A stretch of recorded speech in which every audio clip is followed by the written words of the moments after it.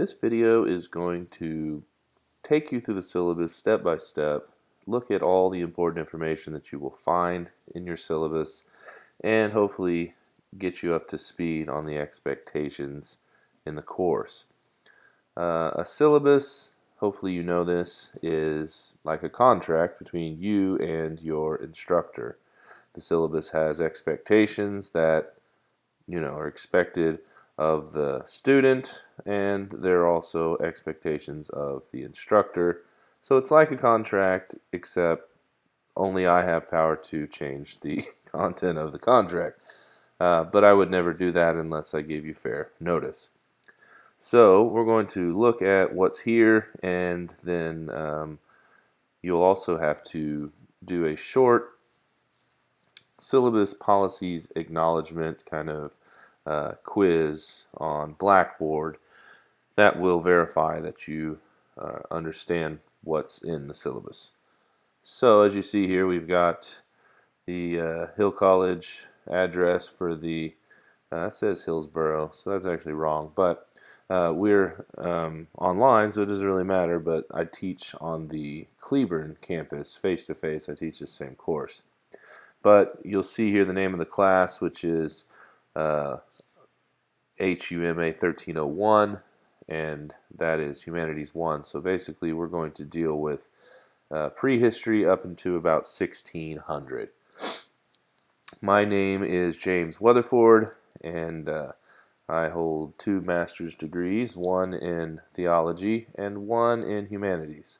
And my contact information here, the best way to reach me would be to text me, because I don't know, it's just the way things are these days. Not everybody's not all your instructors are probably going to suggest for you to text them, but I will respond to a text far quicker if it's a quick question than I would if you emailed me. However, being that it is the age that it is, all of my emails go right to my phone.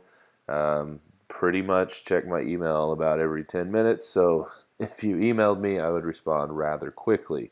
So you'll get some sort of acknowledgement from me if you reach out to me, even if it is, I don't know, let me find out, I'll get back to you, or I may say, you need to talk to these people.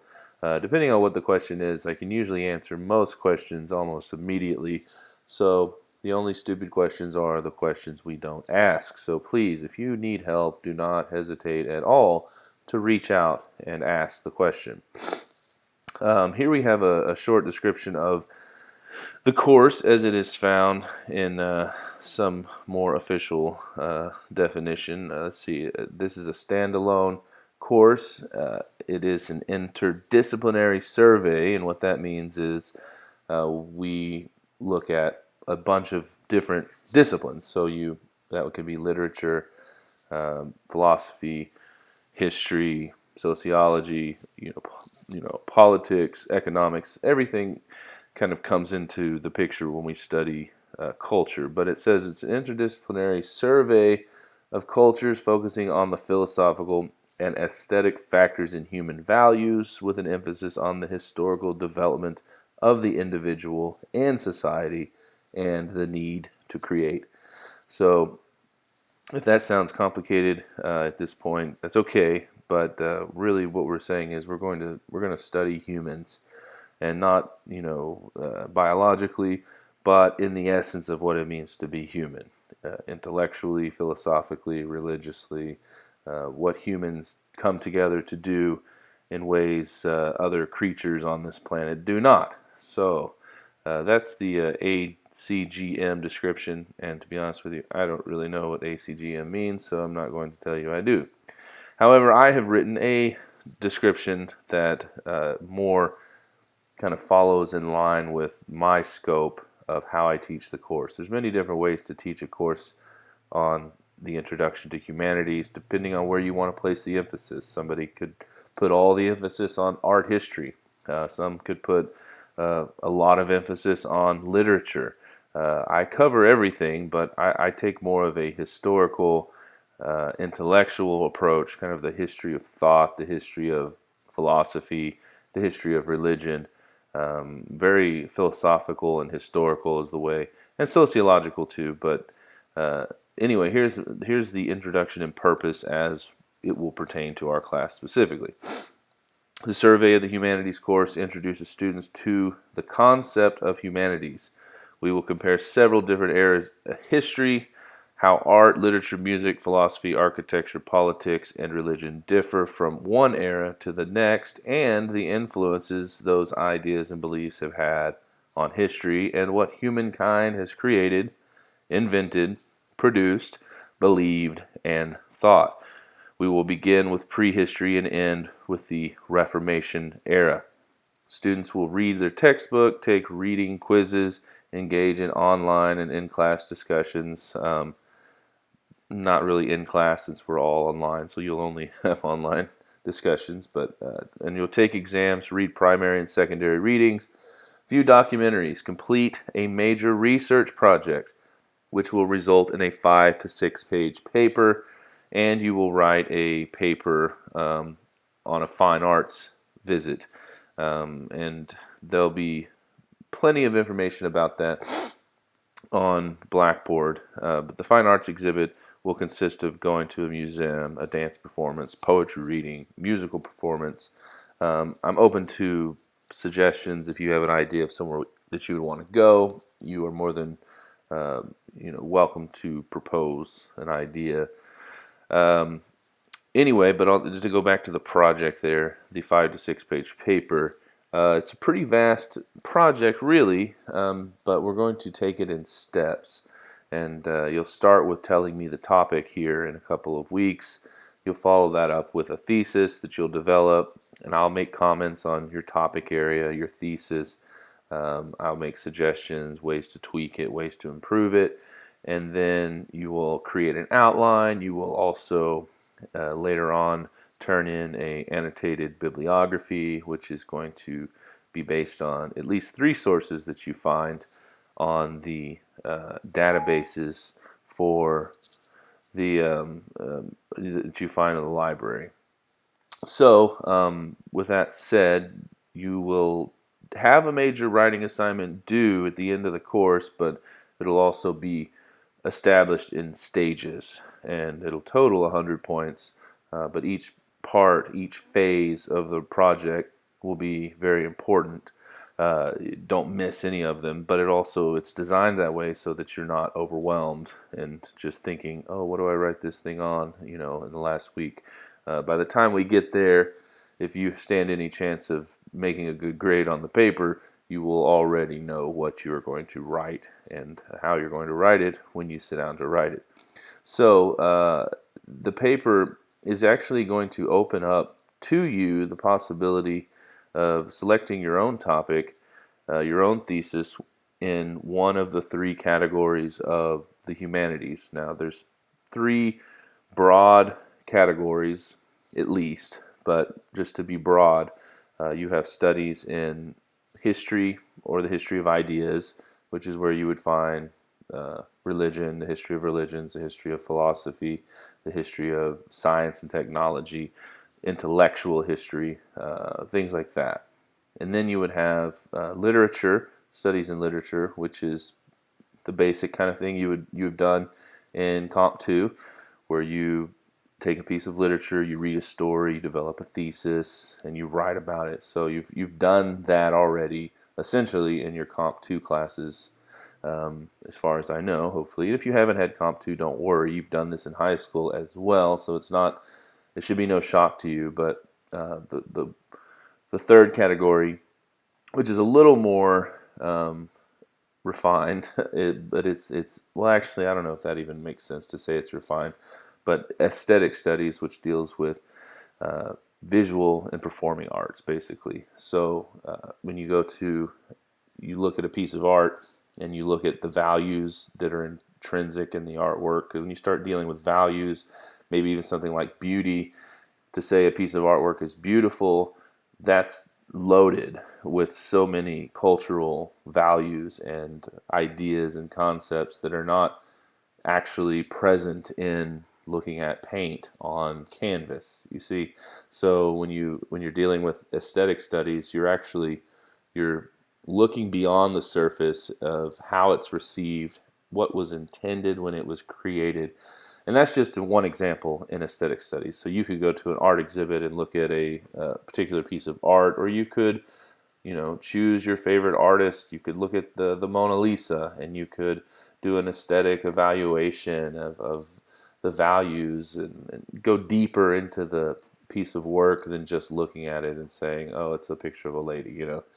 Same thing you would do if you went to a performance, or if you studied even music, in the sense that, what kind of values, what kind of beauty, what kind of notion of good and evil, what kind of religious influence or philosophical influence do we find in music, in the life of the composer, how it was received intellectually or academically or in pop culture even. I mean, so the aesthetics category is pretty broad, but it's basically the category that doesn't deal with literature, and it's the category that doesn't deal with things that fit into history and philosophy. So anyway, there's an extensive amount of information that I have put together for you on Blackboard for this paper. So it should not be overwhelming. It should not be something that you are totally finding as a daunting task. I think you'll do fine. But anyway, I'm also available to answer any questions that need to be addressed if you are confused. But so that 5 to 6 page paper will be broken into multiple phases, starting with the topic, to the thesis, to the outline, to the annotated bibliography, to the final paper itself. And then the fine arts visit will consist of you literally going to a fine arts exhibit, dance performance, something like that, and you'll observe, and I've given you actually a pretty rigid format that I want you to follow for how you respond, how you will write. I used to break down the class into a bunch of smaller writings, 4, 5 total papers of smaller. But this time I'm going to give you an opportunity to do all your writing in like 2 papers, basically. So we'll see how that goes. I think that's how I would prefer to do it personally. But anyway, if you have questions, just let me know and I will help you. Okay, the textbook for the course is Revel for the Humanities, Volume 1. It's an access card, or you can use the paper text. The access card is only going to give you access to the ebook. There are some exercises that are on Revel, but I do not actually like Revel. In fact, I have expressed that to Pearson, the publisher, and for what it's worth, I don't think it really matters what I think because they're a big corporation. But I do have an opinion, and I don't care for it. And I struggled with using it, implementing it in my courses last semester, and I didn't really care for it much. So we're not going to use it for the exercises. However, you could still use Revel to access the ebook. So if that's what you have, great. But you can also do the paper book, and you'd be fine. But I've put a link on Blackboard that says Revel ebook, and you'll click that link if you want to go the access card route, or you want to purchase access through the link. You can do that too. You'll click that link. It'll bring you to a new page that'll allow you to register with Pearson. But yeah, that's the book, Revel for the Humanities, and whatever they have in the bookstore, that's fine too. So as long as you've got Revel, as long as you have the book by Henry M. Sayer, The Humanities, Volume 1, you're good. If you've got the access code, that's cool too. Yeah, so let's see. Here on the second page, got a little bit more information. Supplies that you're going to need, materials you're going to need for the course, basic stuff. You need computer access. Obviously, this is an online class. You need an internet connection, and you need a good one because you're going to watch videos. Just about everything you're going to need, you'll do online. So, you will need Microsoft Office, which, I think at this point it's pretty much free to students. If you need a comparable software and you don't have access to Microsoft Office or Word, as it is. I can point you in at least two directions that would get you into a good word processor for free. One is openoffice.org, and that's just literally how it sounds, open, O-P-E-N, office, O-F-F-I-C-E.org, and they have a free office suite. It's open source, looks like, functions like, almost exactly like Microsoft Office. It's a good option. And also, if you have access to Dropbox or Google Docs, I mean, you can pretty much create free documents now online. And Microsoft Office is actually moving more towards the cloud-based, doing everything online. It sucks, but it's enough to get you through writing papers. It's not the best program. They're working out a lot of kinks, but there is access to Microsoft Online now through Office 365. Anyway, but if you don't have access to a word processor, you'll need one. The campus has computers. Go to there, use them. But you will, every time you submit an assignment, a writing assignment, and there'll be a few of them, or you'll answer questions, you have an option to write the submission in the box and submit it. I prefer that you would submit a actual like .doc Microsoft Word file. That way I can edit it directly, or I can make comments directly within the embedded editor on Blackboard. It makes it much easier for me to give you feedback. So yeah, you'll need access to a word processor. Let's see. It's the objectives, student learning outcomes. At the completion of this course, students should be able to demonstrate awareness of the scope and variety of works in the arts and humanities. Articulate how these works express the values of the individual and society within an historical and social context. Articulate and inform personal response and critically analyze works in the arts and humanities. Demonstrate knowledge and understanding of the influence of literature, philosophy, and the arts on cultural experiences. Demonstrate an awareness of the creative process and why humans create. And that is a standard, I guess this would be the ACGM, Academic Course Guide Manual. Anyway, I'm learning this as we go here clearly. So Texas Higher Education Coordinating Board has put together that, and I believe if you'll accomplish that. But just to break it down a little closer on what you will encounter in the course, this grid at the bottom has core objectives, the student learning outcomes, that's what SLO means, and the kind of activities you'll do. I'm not going to go into detail on that, but if it interests you at all to see kind of the framework of how you will learn what it says you're going to learn, that would be found in the table there. And the table goes on. So let's see. And this method of evaluation, method of instruction, it's not really very important, but this down here is very important. Pardon me. Grading. Basically, if you get under 60%, you have an F. If you have 60 to 69, you have a D. And let's see. Here you have the breakdown of how your assignments and everything are going to be graded. Quizzes, 20% of the class of your overall grade will be 20% of your 20% of your overall grade are quizzes. And that specifically references the reading quizzes that you will find. So you have to read. So if you don't read and you don't do the quizzes, the most you could possibly make if you were an excellent student, made a perfect score in every other category, would be an 80. But I would think that if you were able to make a perfect score in every other category and be a perfect student, why wouldn't you have done your quizzes? Anyway, and there's no way you would really be able to proceed in the rest of the course if you didn't read. So you 20% is quizzes, 20% are your exams. You'll have 3 exams, and they are huge. I'm just going to tell you now, they're pushing 200 questions each.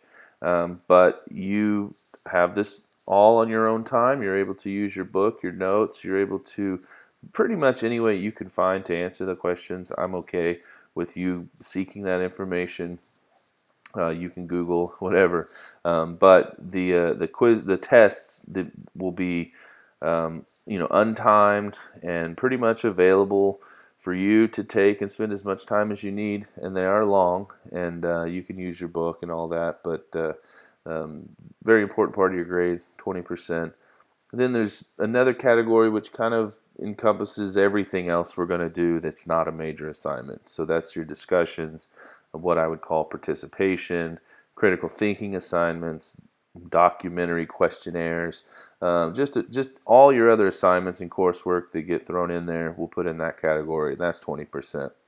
And I may drop a lowest grade out of that category, and I'll probably drop a lowest grade out of the quizzes. We'll see. Just kind of depends on what it looks like when we get to the end of the semester. Depending on how everyone's doing, I might tweak that category to drop some lower grades just for your benefit. The research project, again, is 20%. Fine arts exhibit visits, 20%. So basically, everything is given a fair and equal percentage, 20, 20, 20, 20, 20, which equals 100, hopefully. Math is not a strong subject for me, but that's pretty easy to add up. But what I want to say is it's very important that you understand the humanities research project is 100 points spread across a 20% category. But the fine arts exhibit is one paper, one 100-point paper that is 20%. So you don't want to miss the fine arts exhibit. That's a big deal. If you miss that, then you couldn't possibly get more than 80 in the class. So keep that in mind. These major assignments, they're very important. Just determine now that you are going to ace those categories, and you will.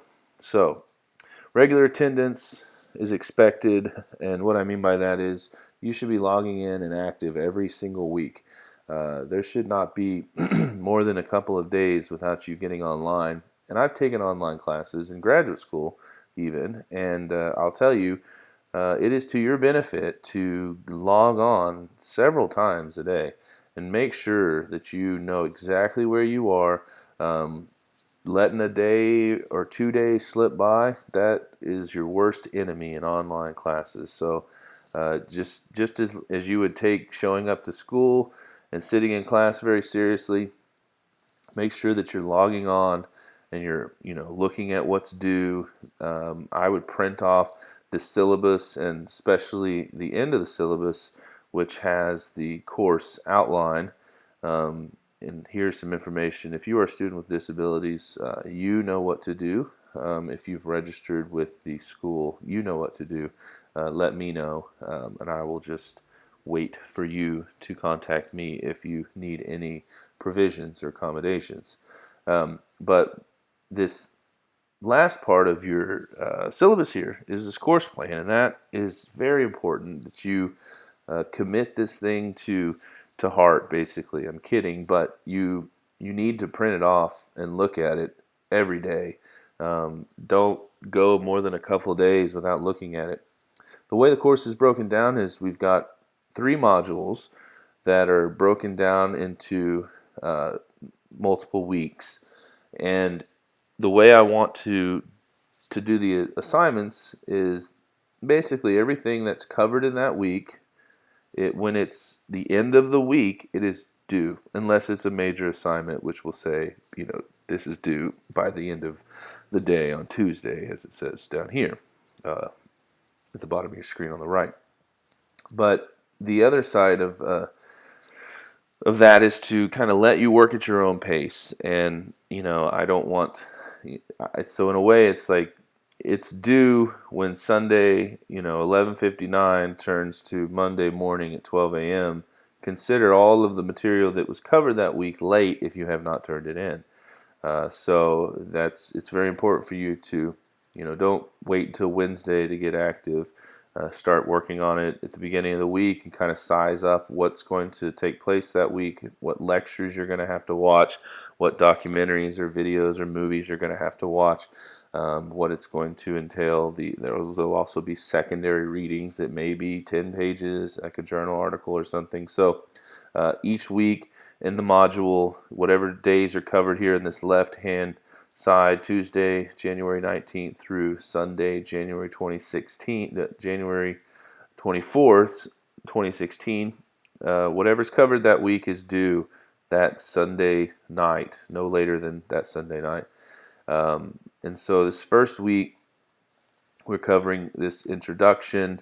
Right now you're reviewing the course intro, syllabus, humanities paper, projects introduced. I've given you kind of a rough introduction on those things, but that covers the basics of the syllabus, and you'll go on and as I told you, you'll take this syllabus policies and honesty and integrity quiz based on this, and you'll read chapter 1 and take the chapter 1 reading quiz, and you're also going to read this secondary reading, philosophy and liberal education. Make sure you read that, and then you're going to respond on the discussion board.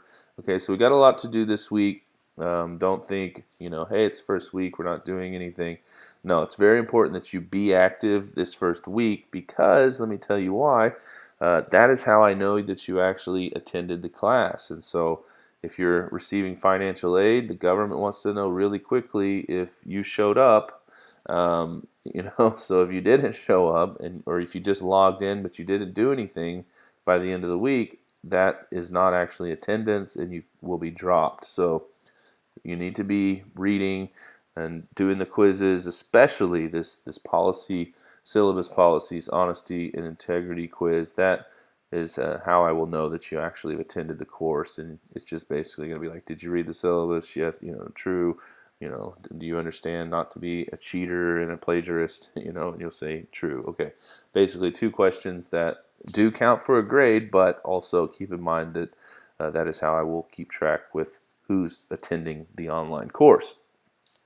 So everything you see there in those 3 columns will tell you how the week will unfold. What are you supposed to read? What are you supposed to view or listen to? Might be an audio lecture as well, and then what you're supposed to complete that week. And then over in the far right category, you see the major grade assignments. Anything that's a major grade, which is either going to be one of the phases of your major project, or it's going to be the fine arts exhibit paper.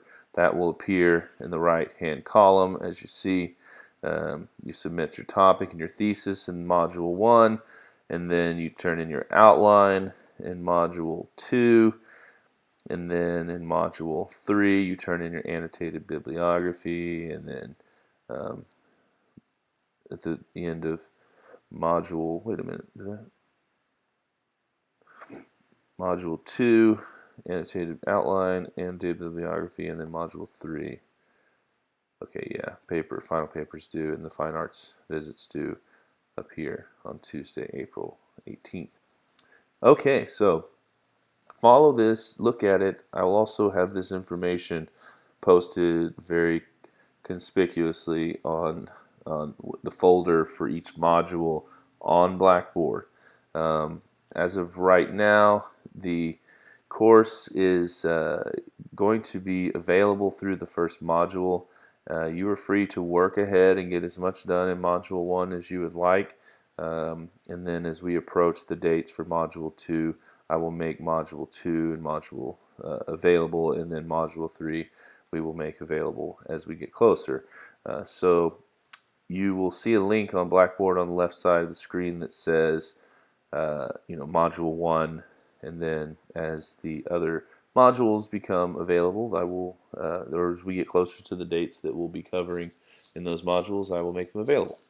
So make sure that you, like I said, read the syllabus through, take the syllabus policies, honesty and integrity quiz, and then read this article, Philosophy and a Liberal Education, which breaks down basically the value of why you are taking a humanities course.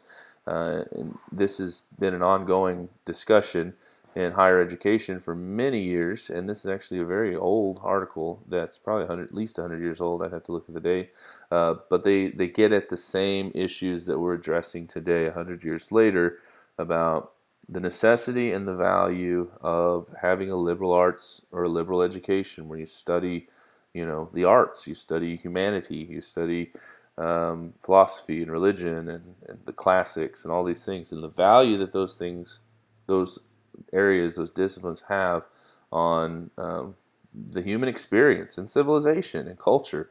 We don't want to just be a bunch of cogs in the machine. We don't want to just be slaves to the system who sit around and pull a crank all day long, and we get degrees that are tailored only for that purpose. We need people to study the arts, the humanities, to have a liberal education. Most of our founding fathers, that was the kind of education they had. Anyway, I won't go into it, but you'll read it and you'll answer on the very last page of the PDF of the excerpt. The last 2 pages, there's some study review questions, and you're going to answer number 6, and you're going to post it on the discussion board, and there will be a link there in this same folder where you're watching this video. So with that said, that pretty much covers the syllabus and the introduction to the course. I think we'll say that this kind of breaks down, collapses these 2 categories you see here on the course plan of the course intro and the how do we study the humanities. Kind of both of those are covered here, but you also have another lecture dealing with chapter 1, and then at the very bottom you're going to watch this some clips on some creation stories, other than probably ones you're not familiar with, Japanese and the Anasazi. There's a clip from a documentary I want you to watch there. Anyway, so if you have questions, reach out to me, text me, 817-713-4802. You can call that number, but you'll leave a message because I probably won't answer it. But if you text me, I'll text you back. If you really just want to use your email, I recommend that you use your campus email only to contact me so that I know that it's actually you and not someone else. And whenever you contact me, tell me your name, tell me the course number, 1301, and tell me what college, because I teach for 2 different colleges. So it gets confusing sometimes when someone says, "Hey, this is John. What's due tomorrow?" Well, I don't know. John who, where, give me some more information. But don't hesitate to reach out to me. All my students, they all say the same thing whenever they evaluate or they respond on discussions about what they liked about the course. And they all say that they're very pleased that I get back to them quickly. And, I know what it's like to ask a question and be left hanging. It's nerve-wracking. So I just want to be able to extend that kind of grace to you and say, yes, I got your message. Here's the answer, or I'll get back to you, or something. But we'll work it out. So don't stress. Just ask questions if you need to, and we'll figure it out. I will close this lecture at this point, and I will see you on Blackboard.